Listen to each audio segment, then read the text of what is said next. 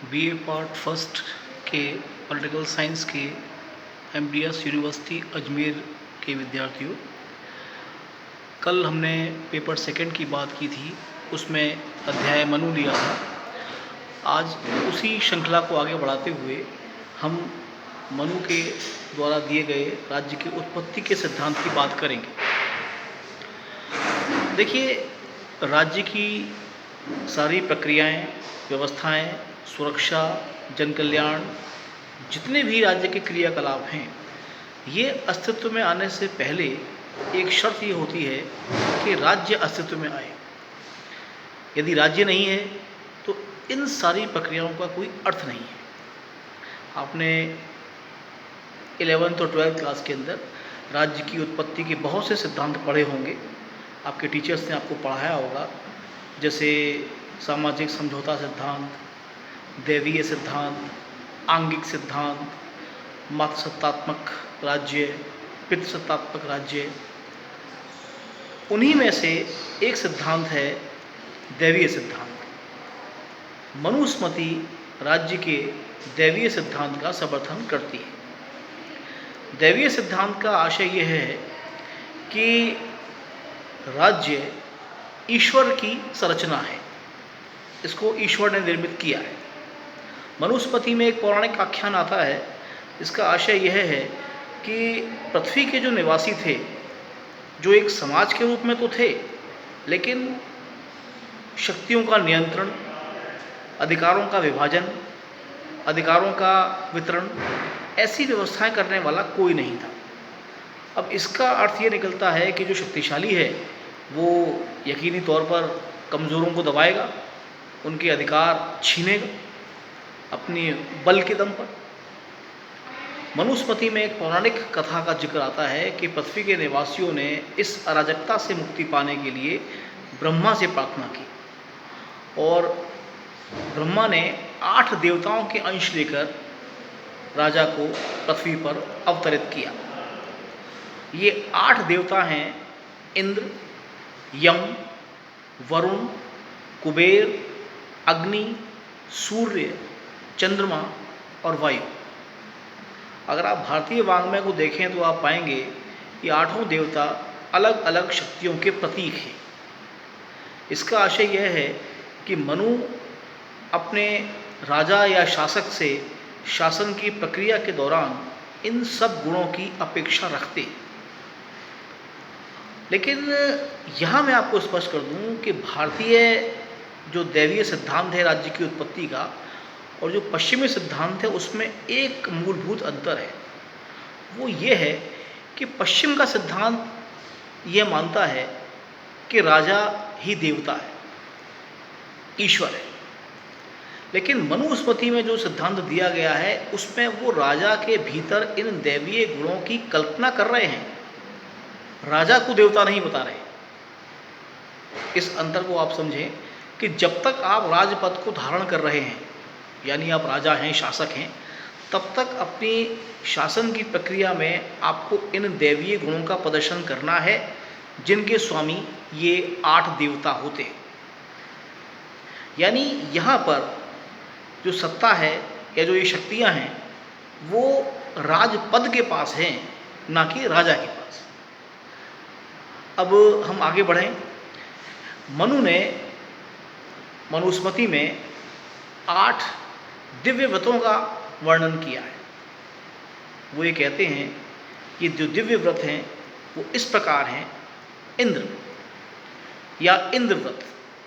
इंद्रव्रत से उनका आशय यह है कि जिस प्रकार से इंद्र वर्षा करके सर्वत्र आनंद को बिछा देता है, वैसे ही राजा को इंद्र के समान अपने अधिकारों और अपने कर्तव्यों और अपनी शक्तियों का प्रयोग करते हुए जनता में कल्याण,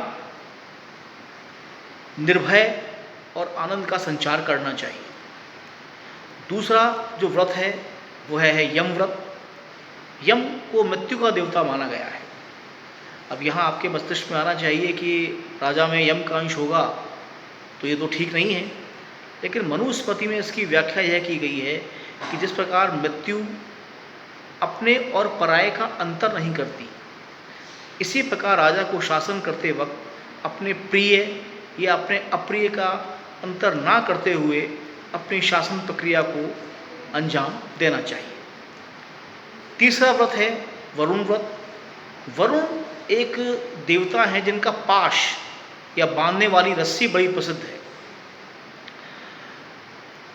मनु का यह मानना है कि जो व्यक्ति विधि का उल्लंघन करते हैं, राजा का ये कर्तव्य है कि वो वरुण की भांति उन्हें अपने पाश में बांधे, उन्हें दंडित करे, उन्हें कारावास में डाले। अगला जो अंश है देवता का, कुबेर धन के देवता माने गए हैं।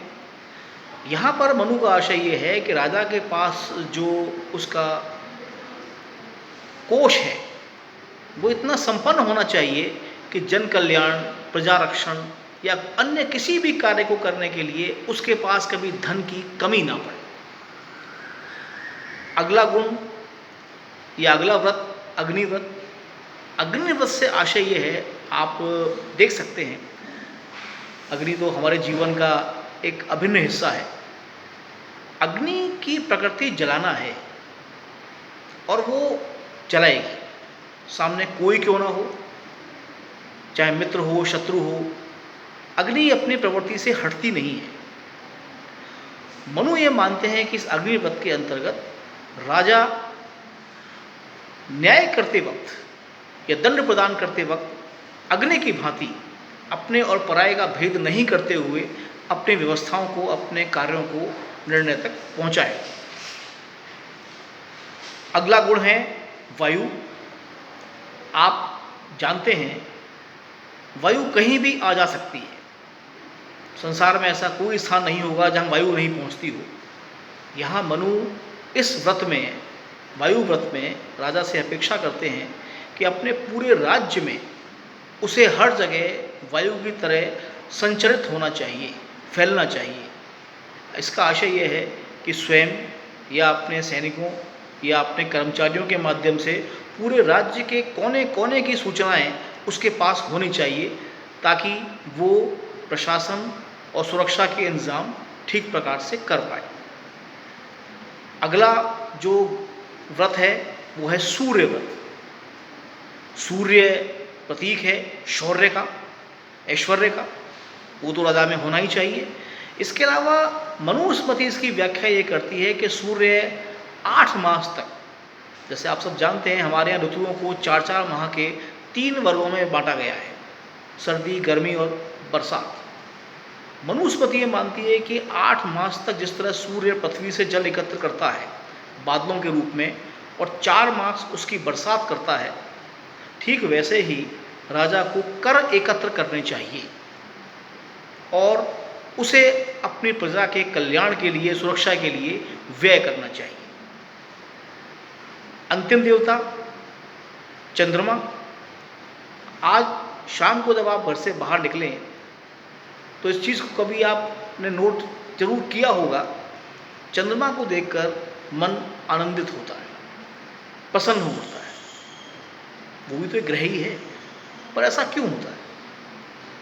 मनु इसकी व्याख्या ये करते हैं कि अपने शासक को देखकर प्रजा वैसे ही हर्षित और आनंदित होनी चाहिए जैसे मन चंद्रमा को देखकर होता है।